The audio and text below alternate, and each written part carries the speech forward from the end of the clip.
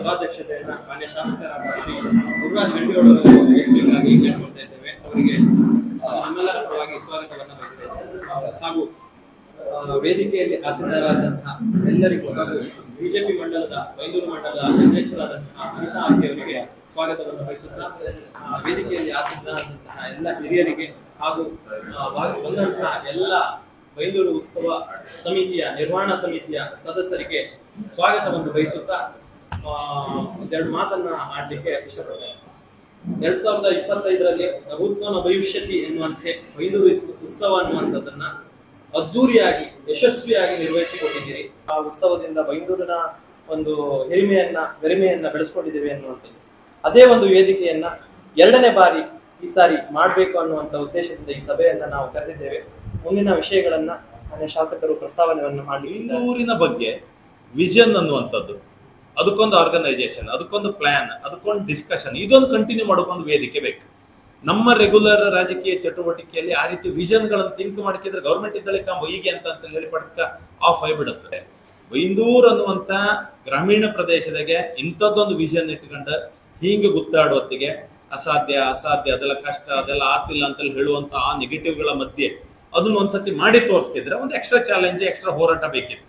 So ನನ್ನ ಜೀವನದಲ್ಲಿ ಚುನಾವಣೆಯವರೆಗೂ ಚುನಾವಣೆ ರಾಜಕೀಯ ಆ ವ್ಯವಸ್ಥೆಗೆಲ್ಲ ಮರೆಯುವುದಿಲ್ಲ ಅನ್ನುವಂಥದ್ದು ಒಂದಷ್ಟು ವ್ಯಕ್ತಿಗಳು ವಿಷಯ ಇದ್ದಂಗೆ ಬೈಂದೂರು ಉತ್ಸವದ ಬಗ್ಗೆ ಒಂದಷ್ಟು ಗ್ರೇಟ್, ಅದು ಒಬ್ರಿಬ್ಬರ ಹೆಸರು ಮುಗಿಸೋತಿಲ್ಲ ನಾನು, ಅದೊಂದು ಗ್ರೇಟ್ ಸಪೋರ್ಟ್ ಇತ್ತು. ನಿಮಗೆ ಅವತ್ತು ಸಂಕಲ್ಪ ಮಾಡೋತಿ ನೆನಪಿರ್ಬೋದು.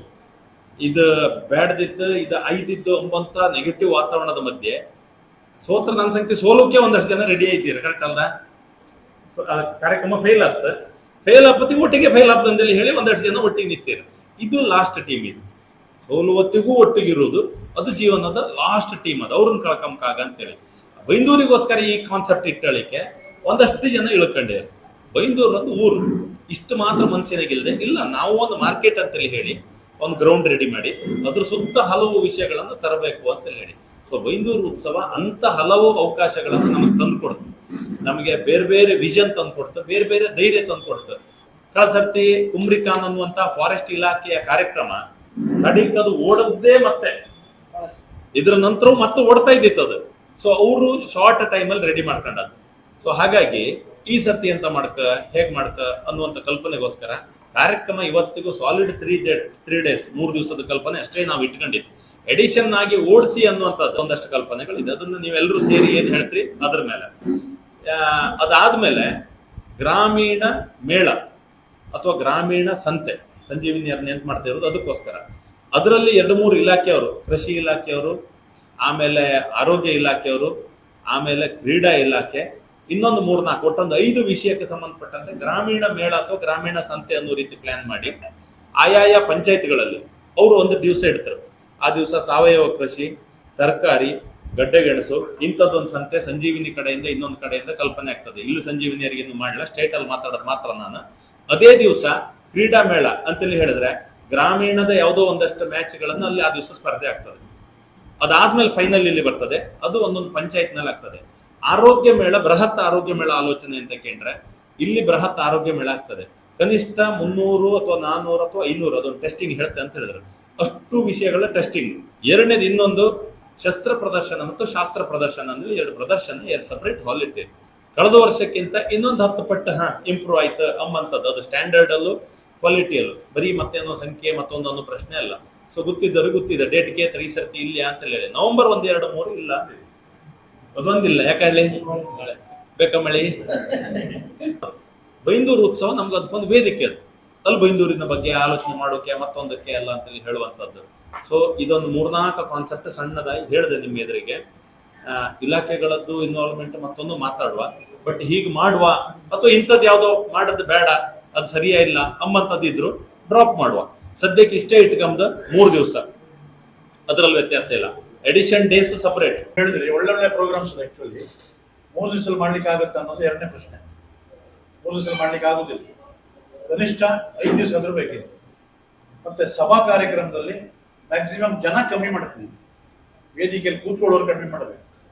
ನಾವು ನಿರೀಕ್ಷೆಗೂ ನೀವೆಲ್ಲ ಏನ್ ಇಟ್ಕೊಂಡಿರೋ ಆ ನಿರೀಕ್ಷೆಗೂ ಮೀರಿದ ಸಪೋರ್ಟ್ ಆಗಿದೆ ಅನ್ನೋದು ನನ್ನ ಅಭಿಪ್ರಾಯ. ಆದ್ರೆ ಆ ಗೋಷ್ಠಿಗಳನ್ನೆಲ್ಲ ಯಾವ ಮಾಡ್ಬೇಕು, ಇಷ್ಟೊತ್ತಿ ಮಾಡ್ಬೇಕಂತ ಹೇಳಿ ಈ ಸಲದಲ್ಲಿ ಒಂದು ವಿಚಾರ ಮಾಡ್ಕೊಳ್ಳೋದು ಒಳ್ಳೇದನ್ನು ಹೌದು. ಸಲಹೆ. ಅಂದ್ರೆ ಅದರಿಂದ ಕಳಸರಿ ಮಾಡಿದ್ದೇನು ಬಹಳ ಇದಂತ ನಾನು ಕೆಲವು ಹೇಳುದಿಲ್ಲ. ಗೋಷ್ಠಿಗಳು ಒಳ್ಳೆ ಹೌದು, ಅದು ಅಲ್ಲಿ ನಡೀತಾ ಇರ್ತದೆ. ಹೊರಗಡೆ ಪ್ರೋಗ್ರಾಮ್ ಆಸಕ್ತಿ ಇದ್ದವರು ಅಲ್ಲಿ ನೋಡ್ತಾ ಇರ್ತಾರೆ. ಗೋಷ್ಠಿಯಲ್ಲಿ ಇಲ್ಲಿ ಸ್ವಲ್ಪ ಜನ ಇರ್ತಾರೆ.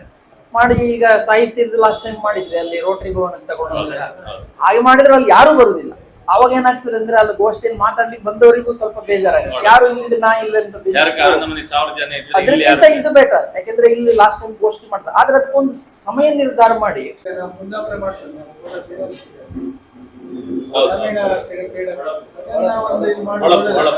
ಒಟ್ಟೊಡೆ ರೀಚ್ ಬಂದಿ ಸೀದಾ ನಮ್ಮ ಬೈಂದೂರಲ್ಲಿ ಎಲ್ಲಾ ಗ್ರಾಮ ಪಂಚಾಯತ್ ಸೇರಿಸಿ 2 ಚಾಪ್ಟರ್ ಬರುತ್ತೆ ಬೇಗ ಮಾರ್ಕೆಟಿಂಗ್ ಮಾಡಿ ಮಾರ್ಕೆಟಿಂಗ್ ಮೊನ್ನೆ ಚರ್ಚೆ ಮಾಡ್ತಾವ್. ಮಾರ್ಕೆಟಿಂಗ್ ಜಿಲ್ಲಾ ಪಂಚಾಯತ್ ಅವಕಾಶ ಇತ್ತು ಅಂತ ಹೇಳಿದ್ರು.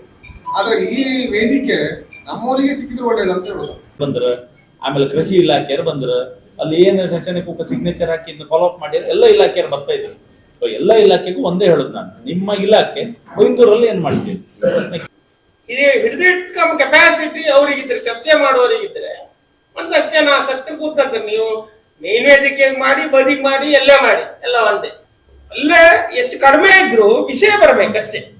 ಅಲ್ಲಿಗೆ 1000 ಜನ ಕೂತ್ಕೊಂಡಿರೋ ಗೋಷ್ಠಿ ಸಕ್ಸಸ್ ಇಲ್ಲ. ಅಲ್ಲಿ 1000 ಜನರಿಗೆ ಒಂದು 60-70 ಜನ ಮಾತ್ರ ಇಂಟ್ರೆಸ್ಟೆಡ್.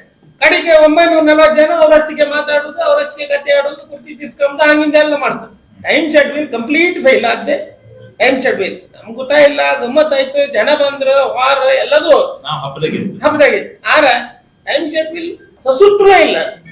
ಯಾವ್ದ ಗೋಷ್ಠಿಗಳ ಅಲ್ಲಲ್ಲ ಎಲ್ಲದ್ರೂ ಓವರ್ ಆಲ್ ಅದು ಮೆರವಣಿಗೆ ಮತ್ತೆ ಸಭಾ ಕಾರ್ಯಕ್ರಮ ಎರಡು ಭಜನೆ ಒಳ್ಳೆ ಅದೊಂದು ಸೆಟ್ ಮಾಡ್ಕೊಂಡ. ಪ್ರತಿ ಶುಕ್ರವಾರ ಅವರು ಮೀಟಿಂಗ್ ಶುರು ಮಾಡ್ಕೊಂಡ್ಯಾರ. ಎವ್ರಿ ಶುಕ್ರವಾರ 3-4 ಡಿಪಾರ್ಟ್ಮೆಂಟ್ ಕರೆದು ಮಾತುಕತೆ ಚರ್ಚೆ ಅಂತ ಹೇಳಿ ಅವ್ರು ಮಾಡ್ಕೊಂಡ್ಯಾರ. ಮಾಸ್ ಮೀಟಿಂಗ್ ಸದ್ಯಕ್ಕೆ ಬೇಡ ಅಂತೇಳಿ ಒಂದು ಕಲ್ಪನೆ ಇದ್ರು. ಕೆಲವೊಮ್ಮೆ ಕಲ್ಪನೆಗಳು ಆ್ಯಡ್ ಹಾಕದೆ ತಾಕತ್. ನಿಮ್ಗಲ್ಲಿ ಲಾಸ್ಟ್ ಎಂತಕ್ಕೆ ಪ್ರೋಗ್ರಾಮ್ ಬರ್ತಿತ್ತಂದ್ರೆ ಅವ್ರಿಗೆ ಗೊತ್ತಾದ್ದು ಲಾಸ್ಟ್ ಗೊಂಬೆ ಆಡಿದ್ರು ಲಾಸ್ಟ್ ಬಂದದ್ದು. ಅದು ಆಪತ್ತಿಗೆ ಅದಕ್ಕೂ ಮೊದಲು ಮುಂಚಿತವಾಗಿ ನಾವು ಒಂದು ಲೋಕಲ್ ಇನ್ನರ್ನೇ ಎಲ್ಲ ಮಾಡೋದಂತೇಳಿ ಯಕ್ಷಗಾನ ಸಹಿತ ಪ್ಲಾನ್ ಆಗಿದೆ. ನಿಮ್ಮ ಹಿರಿತನದ ಚರ್ಚೆ ಆಯ್ತಲ್ಲ ಈಗ. ಎಲ್ಲರೂ